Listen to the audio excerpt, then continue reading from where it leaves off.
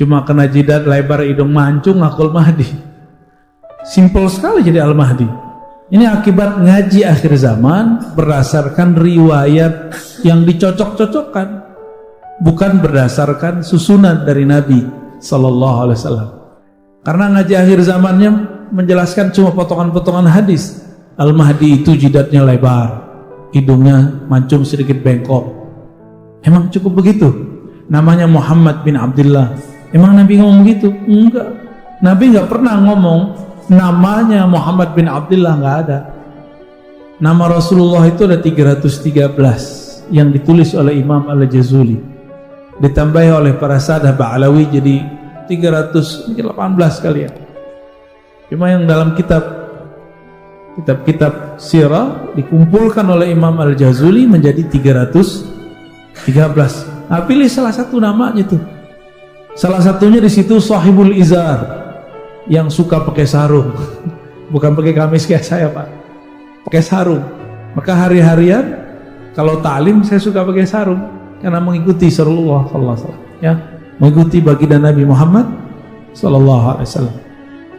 Wa hatta yuqbadul ilm, sehingga terjadi pencabutan ilmu dengan matinya para ulama. Udah banyak belum ulama mati? Selama pandemi udah berapa banyak kiai wafat? Udah hampir 1000 apa lebih? Kalau hitungan saya lebih udah lebih Pak. Indonesia aja, mau NU, Muhammadiyah, mau dari golongan mana itu sudah 1000-an. Jika masing-masing baca kitab, kemampuan bacanya luar biasa, anggaplah masing-masing, gak usah tinggi-tinggi, masing-masing menguasai 10 kitab. Kalau 1000 udah berapa orang tuh Pak? Udah banyak masalah kita nanti yang tidak terjawab. Tapi tidak usah khawatir, Allah tidaklah mengambil satu ilmu, mengambil seorang wali kecuali menyediakan wali penggantinya. Itu kabar gembiranya. Kabar gembiranya, siapa penggantinya itu masalahnya. Belum tentu kita ketemu, ya. Wa yaksuruz zalazil, banyak gempa. Nah, ini udah deket-deket kiamat nih. Tapi sebelum terjadi pembayatan Imam Al-Mahdi yang besar di Mekah sana, ini terjadi gempa besar nanti. Besarnya saya nggak tahu Pak berapa. Cuma kalau dari syarah masyayikh kita, kalau biasa antum dengar paling tinggi berapa? Kira-kira 2,5 kali lipatnya lah. Hancur Pak tar yang di Mekah itu. Itu bangunan-bangunan yang ada di sekitar Masjidil Haram hancur nanti itu. Itu bayangannya kan sudah nutupin Masjidil Haram Pak, benar gak? Walaupun atasnya bulan sabit Allah gitu ya, tetap aja Rasulullah nggak menginginkan itu. Belum nanti kalau kita tanya itu duitnya dari mana tuh, bunga doang kali ya. Kita tinggalkan itu. Ini bagian dari fitnah akhir zaman, ya, bagian dari fitnah akhir zaman. Wa yataqarabuz zaman, waktu terasa pendek. Takarab, dekat sekali. Kayaknya baru kemarin saya nggak bisa ngisi waktu kita keluar kota ke Pekanbaru awal bulan Pak ya. Sekarang udah nyampe aja akhir bulan. Bentar lagi udah 40 hari aja rasanya Pak. Tapi nanti jika keluar Dajjal, masa dia sama seperti zaman dia dulu keluar di zaman Sayyidina Musa, 40 hari. Tapi rasanya seperti 40 tahun. Kuat kan tuh? Menegangkan Pak nanti. Aneh nggak tahu nih, antum masuk kemana ntar nih? Masuk tentara Dajjal atau tentara Al-Mahdi? Dua aja ntar tuh. Dua aja Pak ntar. Satu kelompok Dajjal, satu kelompok Mahdi. Dan yang menyedihkan sekali, mereka saling bertakbir ketika perang. Kelompok Dajjal bertakbir, kelompok Mahdi bertakbir. Loh, siapa yang bersama Dajjal? Itulah yang disebut dengan Khawarij. Kelompok apa? Khawarij. Menghalalkan darah umat pakai ayat-ayat. Ayat itu untuk orang kafir, dipakai untuk sesama muslim. Nah, dan ini mulainya dari hal yang kecil-kecil. Bibitnya sudah muncul sekarang di Indonesia. Mulai mengharamkan maulid Nabi dan mengatakan maulid Nabi itu menyerupai Nasrani. Kalau menyerupai Nasrani kufur gak? Ada nggak maulid serupa sama Nasrani? Itu kan suuzon aja Pak, dan sudah mulai setiap tahun kita jelaskan, udah kita jawab, nggak paham juga deh, kadang nggak mau dengerin kita.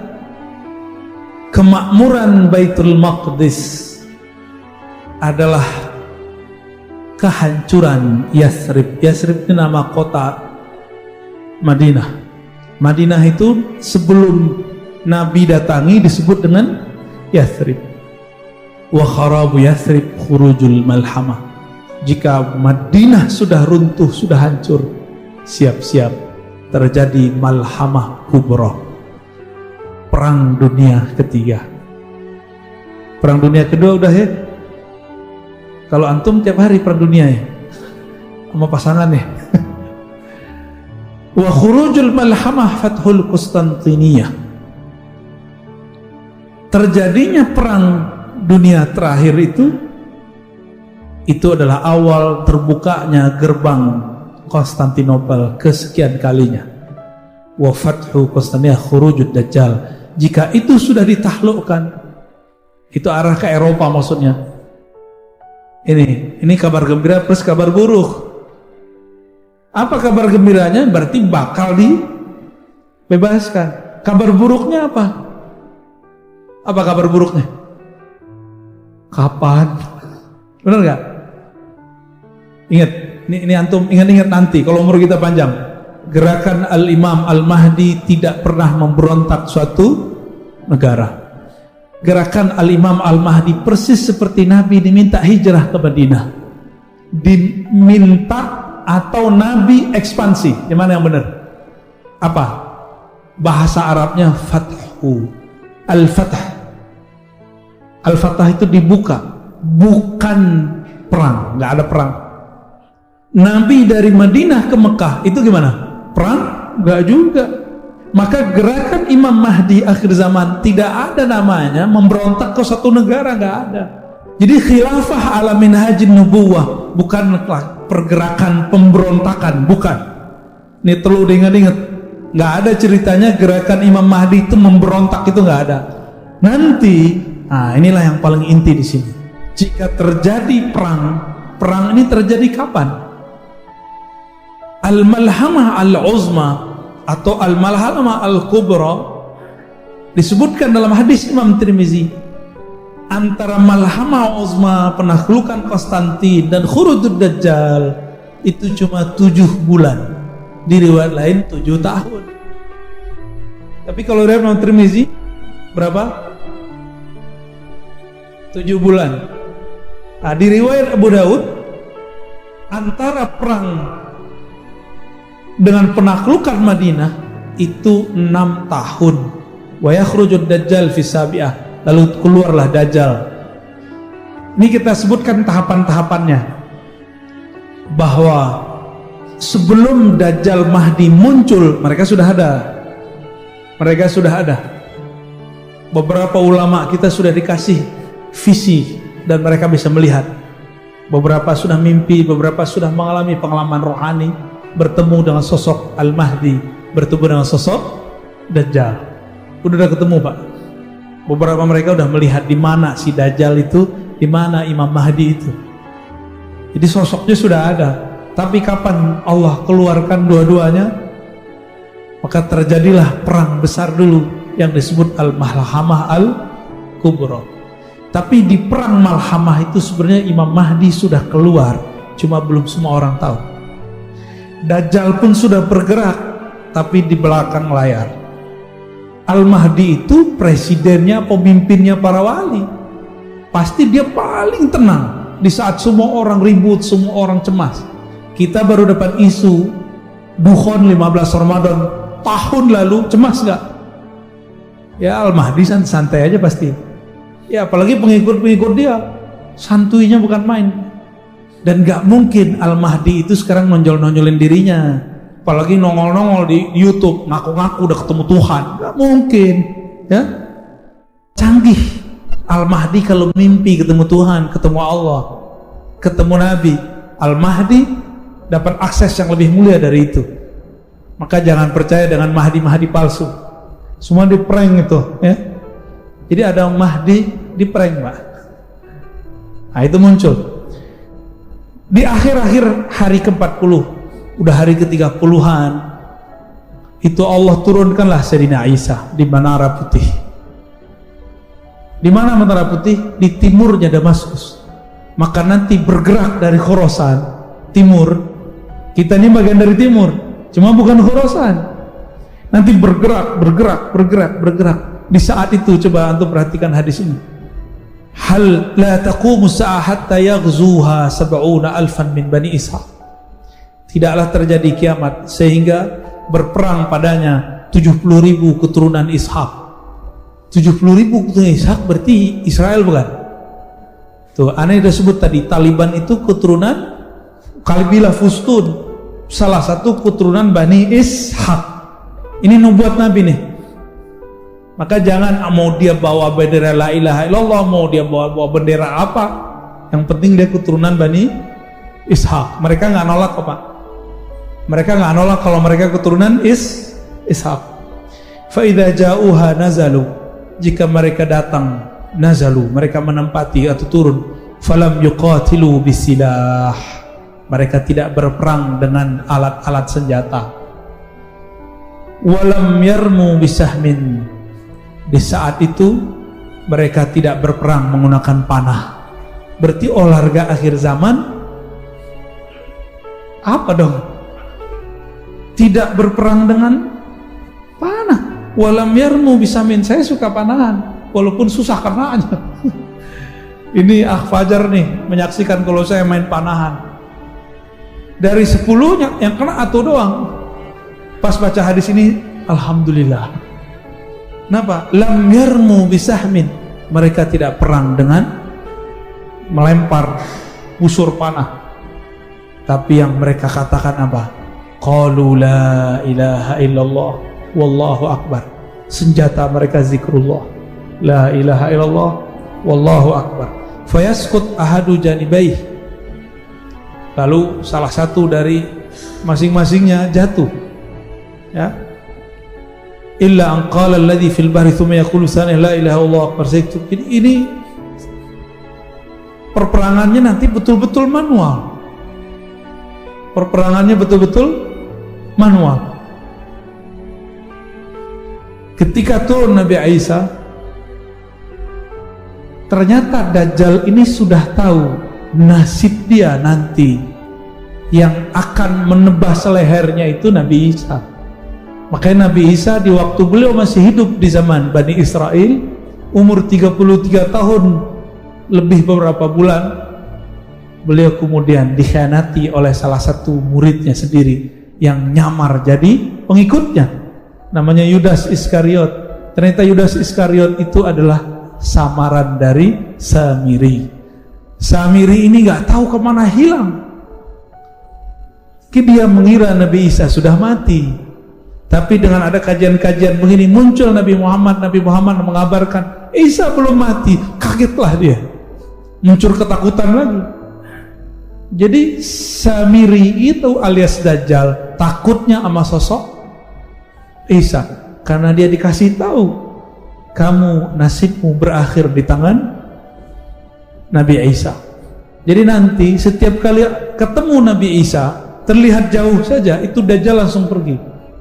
Apa kata orang sini? Jiper apa? Oh, Nabi Isa kabur dia, Pak. Disebutkan di hadis, dia meleleh seperti garam. Garam kepanasan meleleh. Maksudnya ketakutan. Jadi Dajjal tuh nggak pernah takut kecuali Nabi Isa. Menurut antum, Al-Mahdi ini kurang sakti atau gimana? Kok Nabi Isa yang bunuh? Ketika Nabi Isa turun, Nabi Isa masuk ke satu masjid di salah satu wilayah di Syam. Kita nggak tahu nama masjidnya apa, kan belum dikabarkan, di hadis cuma begitu doang. Di dalam masjid sudah berkumpul umat Islam, di luar berjaga. Ternyata nggak jauh dari situ pasukan Dajjal sudah mau menembus, tapi nggak berani dekat. Di saat itu Nabi Isa datang, Nabi Isa dipersilakan jadi imam. Apa kata beliau? Tidak, engkaulah yang menjadi imam. wahai Mahdi. Coba bayangin, wali dari Nabi Muhammad, keturunan Nabi Muhammad, jadi imam di belakangnya Nabi Isa. Kok bisa? Nabi Isa nanti statusnya bukan sebagai nabi, statusnya sebagai wali, karena Nabi bersabda, la nabiyya ba'di, tidak ada lagi nabi setelahku. Jika ada nabi turun setelahku, pangkatnya bukan sebagai nabi, pangkatnya sebagai wali. Nanti ada penyerahan pedang senjata khusus, kita nggak tahu senjatanya apa, dari Sayyidina Al-Mahdi kepada Sayyidina Isa. Pedang itulah kemudian alatnya Nabi Isa untuk menggorok Dajjal. Ini Dajjal itu digorok dengan apa aja nggak mati-mati. Tapi jika pedang ini sudah diserahkan, berarti sudah ada skenario orang dalam Al-Mahdi berhasil di tengah Dajjal. Sebagaimana orang Dajjal disisipkan ke Al-Mahdi, kan Allah khairul makirin, Allah sebaik-baik yang berkonspirasi. Tentu juga ada orang Al-Mahdi di sekitar Dajjal. Nanti mereka kode-kodean Pak secara batin. Siap. Barulah Sayyidina Isa mengejar kemanapun Dajjal pergi. Disitulah terbirit-birit mereka bergerak bersama Al-Mahdi, Isa, Al-Mahdi, Isa. Bahkan disebutkan ada riwayat Khidir dan Ilyas, semuanya bergabung. Betapa canggihnya Al-Mahdi. Penasehatnya adalah seorang nabi, Nabi Isa. Penasehatnya Nabi Khidir, Nabi Ilyas. Dia wali, penasehatnya nabi. Kira-kira gimana tuh? Itulah beruntungnya umat Nabi Muhammad sallallahu alaihi wasallam. Benarlah hadis walaupun dhaif menurut ahli hadis. Ulama'u ummati ka anbiya'i bani Israel. Ulama umatku seperti nabinya Bani Israel. Setara secara tugas, walaupun cara makom itu lain cerita. Maka sahabat-sahabat dimulakan Allah, nanti ini bakal terjadi dalam waktu menjelang kesananya cepat. Tapi kalau sudah terjadi perang nanti, kita nggak ada lagi ada handphone, ya. Jangankan handphone, nanti pedang aja susah dipakai, panah aja susah dipakai. Tapi nanti ada perang, kekuatan batin, kekuatan alam. Dan saya sudah pernah cerita di sini. Nanti pohon-pohon, gunung-gunung, batu-batu, semuanya membisikkan kepada orang Islam, wahai Muslim, di sini ada Yahudi, di sini ada musuh Allah. Benar gak? Itu antum bisa nggak mendengar pohon ngomong? Kalau nggak ngerti ilmunya bisa kabur kan? Atau bisa gila-gila sendiri. Itulah ilmu yang dulu dimunculkan kepada baginda Nabi SAW ketika Nabi jalan-jalan di Mekah. Itu bukit-bukit bebatuan, itu nyapa Rasulullah, assalamualaikum ya Rasulullah. Nabi masuk ke Madinah, banyak pohon, itu pohon-pohon patuh sama Nabi. Itu ngomong pakai bahasa lisan atau pakai bahasa rohani? Rohani Pak. Kalau Bapak coba pakai bahasa lisan, coba aja pohon tuh ngomong, ya, saya jamin gagal. Tapi Allah mengatakan, dengan apa kita berdialog dengan alam? Nah, ini kata kunci. Tidaklah ada sesuatu, wa in min syai', tidaklah ada sesuatu kecuali yusabbih, bertasbih. Sabbaha lillahi ma fis samawati wal ard, bertasbih apa yang di langit dan apa yang di bumi. Maka belajarlah mentasbihkan badan kita, mentasbihkan batin kita. Maka nanti kita akan bisa berdialog dengan bahasa-bahasa tasbih alam semesta. Baru bisa ngerti Pak nanti mereka ngomong apa. Maka nanti walaupun kelompok Al-Mahdi ini sedikit, tapi tentaranya itu air berbicara, pohon berbicara, batu berbicara, kecuali ada satu pohon namanya Al-Ghar yang sekarang sudah ditumbuhin mereka, ya.